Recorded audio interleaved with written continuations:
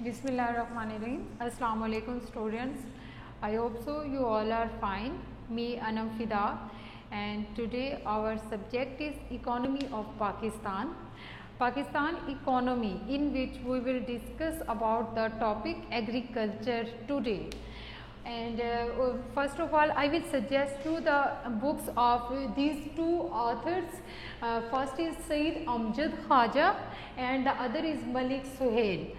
You can purchase any of these two authors. That's book name will be Economy of Pakistan. Okay, and our subject is Pakistan economy.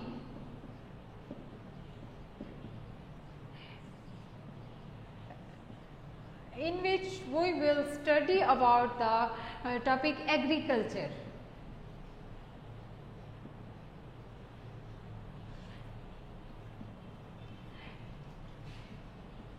Agricultural sector, in which we will discuss about the agriculture. You can judge that it's the idea of all students and all of the people in the economy of Pakistan that we are the country of we are living in the country of agricultural country. यानी कि यहाँ मैं बात करूँगी कि पाकिस्तान जो है वो एग्रीकल्चरल कंट्री है और जितनी भी कंट्रीज़ डेवलपिंग हैं, all the developing countries are agricultural countries while all the developed countries are the industrial countries. Almost ऐसा ही होता है, मैं ऑलमोस्ट की बात कर रही हूँ. यहाँ पर जितनी भी डेवलप्ड कंट्रीज़ हैं यानी कि जो तरक्की कर चुके हैं, तरक्की याफ्ता हैं, वो हैं जी हमारे पास इंडस्ट्रियल कंट्रीज़ होते हैं. और यहाँ पर हमारे पास बात हो रही है पाकिस्तान की इकॉनमी की, तो हमारी जो पाकिस्तान की इकॉनमी है वो एग्रीकल्चरल कंट्री है, एग्रीकल्चरल इकॉनमी है. हम यहाँ पर डिस्कस करने जा रहे हैं एग्रीकल्चरल सेक्टर को. अच्छा, कोई भी डेवलपिंग कंट्री एग्रीकल्चर के बगैर तरक्की नहीं कर सकता, और क्योंकि उसमें इतनी ज़्यादा टेक्नोलॉजी नहीं होती. जबकि जितने भी डेवलप्ड कंट्रीज़ होते हैं उनकी इकोनॉमी में ये होता है कि बहुत ज़्यादा टेक्नोलॉजी बहुत आगे जा रही होती है उनकी. So those all developed countries are industrial because their technology is so fast. While the every country, developing country that has no so fast technology, or you can say that those countries developing are having no finance, so that those all countries are almost agricultural countries.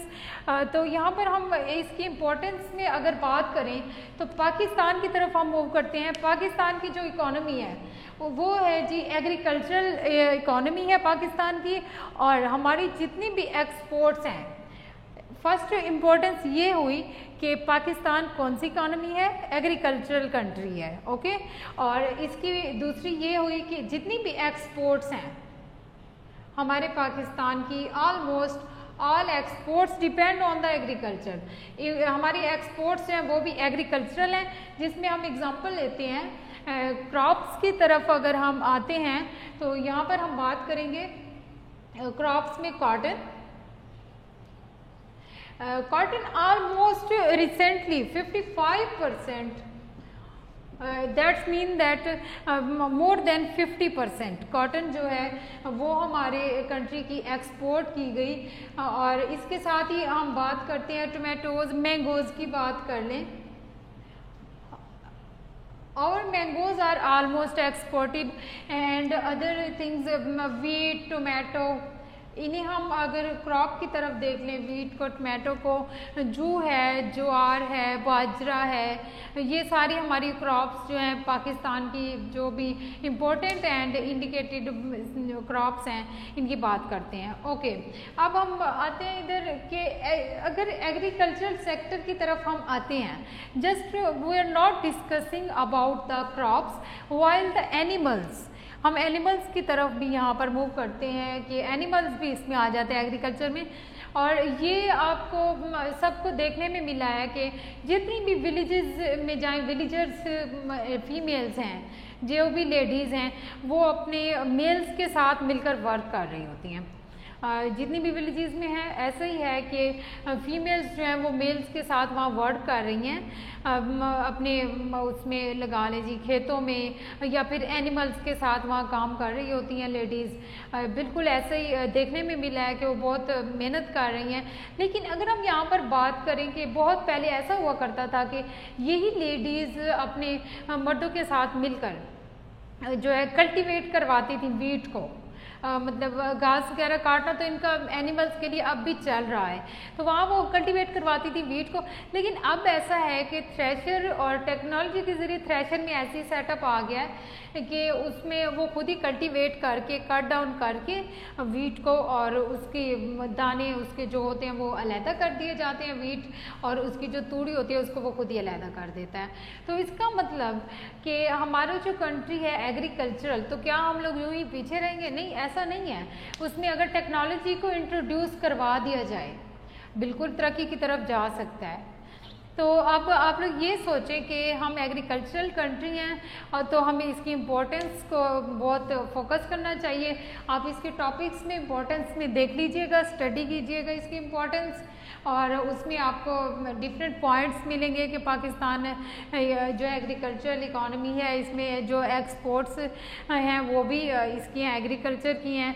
और even that के अगर इसके हम आते हैं characteristic से हटकर pitfalls यानी कि खामियों की तरफ अगर हम आते हैं तो हमारे कंट्री की बहुत सी लैंड्स ऐसी भी पड़ी हैं जिनको कल्टीवेट नहीं किया गया, जो इरिगेटेड नहीं है, यानी कि जिन्हें ट्यूबवेल्स का पानी नहीं जा रहा है या फिर किसी भी तरह का पानी उनको नहीं पहुंचा रहे और उनको कास्ट नहीं किया जा रहा।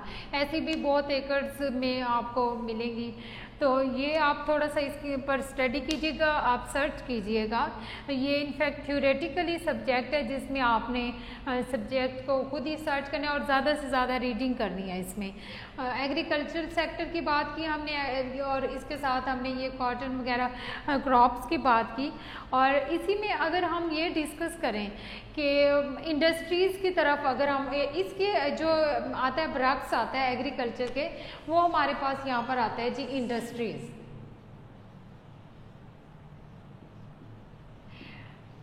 इंडस्ट्रीज़ अब यहाँ मैंने क्या बताया था कि जितने भी कंट्रीज़ डेवलप्ड हैं वो हैं इंडस्ट्रियल, और जो डेवलपिंग कंट्रीज़ हैं those almost all are the agricultural. ठीक है, अब इसके अवज़ में हम बात कर रहे हैं इंडस्ट्रीज़ की।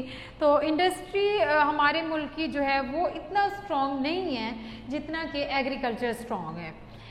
ओके, अब इसमें एग्रीकल्चर की इम्पोर्टेंस के बाद अगर हम ये देखें कि हम लोगों की जितनी भी फाइनेंस है, फाइनेंस हमारी ऑलमोस्ट एग्रीकल्चर से ही आ रही है। फाइनेंस में बात कर लीजिए, फाइनेंशियल स्ट्रॉन्ग जो भी है डेवलपिंग कंट्रीज़ वो एग्रीकल्चर के थ्रू हैं, ना कि इंडस्ट्रीज़ के थ्रू हैं। अब कई कंट्रीज़ ऐसे हैं जो कि तरक्की करना चाह रहे हैं और वो यहाँ से एग्रीकल्चर से इंडस्ट्रीज़ की तरफ मूव कर रहे हैं। बिल्कुल ऐसा है। डेवलप्ड कंट्रीज़ में हम एग्जांपल लेते हैं चाइना, यूएसए, यूके वगैरह की, और डेवलपिंग में साउथ एशिया की कंट्रीज़ जिसमें पाकिस्तान आता है, इंडिया आता है और साउथ अफ्रीका आ जाता है, ये एग्जांपल्स आ जाती हैं। तो बांग्लादेश को ले लें, बांग्लादेश की जो पटसन है वो बहुत ज़्यादा फेमस है, मतलब बहुत ज़्यादा उसे एक्सपोर्ट किया जाता है, वहाँ पर प्रोडक्शन उसकी बहुत ज़्यादा होती है। और ये भी आपकी नॉलेज में होना चाहिए, बांग्लादेश मशरकी पाकिस्तान है। जब ईस्ट एंड वेस्ट पाकिस्तान को सेपरेट कर दिया गया था तो तब बांग्लादेश के पास गया था। तो अब देख लें कि वहाँ पर पर्सन बहुत ज़्यादा प्रोड्यूस हो रही है बांग्लादेश में, लेकिन वही मशरकी पाकिस्तान है। अच्छा, अगर वो पाकिस्तान का हिस्सा आज होता तो वो जो पर्सन में बहुत ज़्यादा अर्निंग कर रहे हैं तो वो क्या है, वो भी पाकिस्तान का हिस्सा होता ना। तो यानी कि पाकिस्तान में एग्रीकल्चर के थ्रू प्रोग्रेस की जा सकती है, इसमें एक ये चीज़ है। और इसमें अब बात करते हैं जी इंडस्ट्रीज़ की। अगर हम इधर वापस आते हैं इंडस्ट्रीज़ की, ये है हमारी इंडस्ट्री, स्टील मिल्स बंद हो चुकी है इंडस्ट्रीज़, और शुगर मिल पर आजकल आप लोग देख रहे हैं, मतलब इमरान खान ज़ख़ीरा अंदोज़ों के वो जो भी डिस्कशन चलती रहती है तो उसमें ये आ रहा है जी शुगर मिल को भी मे भी अब वो पता नहीं चलती है या जो भी है ज़ख़ीरा अंदोज़ी की जा रही है। तो ये हमारी इंडस्ट्रीज़ की कंडीशंस हैं। ये हालात हैं इंडस्ट्रीज़ के।